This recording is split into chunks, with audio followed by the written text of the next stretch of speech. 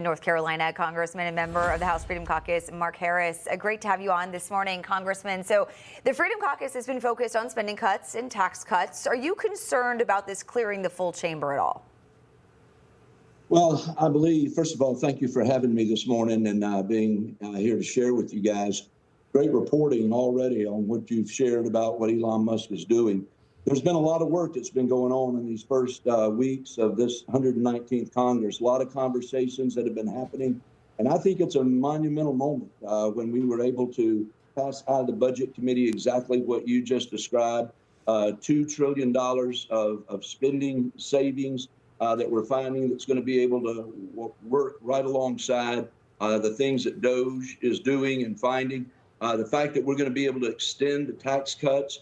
And again, people need to realize this is an extension of the tax cuts that are already in place. And it's just important that folks understand that, because if we don't extend these tax cuts, it's going to be an increase in taxes on every American family. Doesn't matter the level of their income, those rates are going to go back up. So that's a very important part of it. And so when you look at this balancing act that's taking place, I'm confident that we are seeing the conference come together and that we're going to be able to pass this bill before the full House.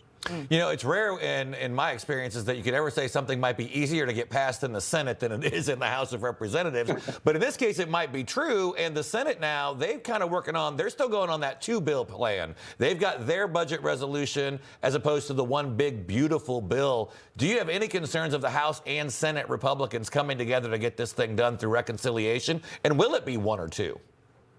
Well, I can't predict if it's going to be one or two. I will say all signs are pointing right now that it's going to be one, simply because the House is going to go first, I believe, in the work that we're doing. And the important thing is this bill not only includes an extension of the tax cuts and includes the money, $2 trillion in savings that we're going to be able to hit, but it also means that we're going to be able to provide for the border, $300 billion for the border and for military combined, that we're going to be able to do right out of the gate. That's all part of this one big, beautiful bill. I know some folks that are looking at doing it in two, are looking at doing something for the border immediately and something for the military immediately, and putting off what's going to happen with the extension of the tax cuts. But I think that really and truly minds are coming together, at least in the House. You saw party line vote there in the Budget Committee. But all parties came together on our side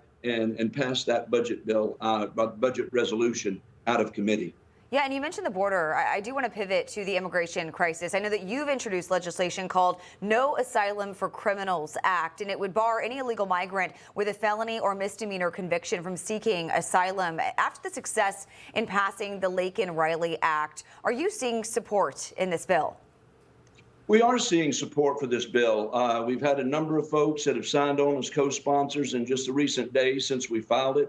It's a very important matter because of just the mismanagement that we saw during the previous 4 years under the Biden administration. They didn't seem to have respect for certain categories that are so important, such as asylum. And so when they just kind of threw open the borders, if you will, and allowed people to come in, you had some legitimate cases that were here for asylum, that were fleeing persecution, political persecution, and other things. But suddenly, they're not able to really get here and feel safe because illegals have come in with all kinds of criminal records. We've got more than 1 million people that are awaiting actually having their asylum hearing because it's so backlogged. And one of the reasons it's backlogged is the Biden administration allowed people to come in under the asylum provision that shouldn't be here. This law says that if you've got a criminal record, you're not going to stay here if you've gotten here under that asylum, and it's going to prevent folks in the future from getting asylum who come with criminal records. Information. Truth. Is freedom. Is Newsmax. It's real news for real people.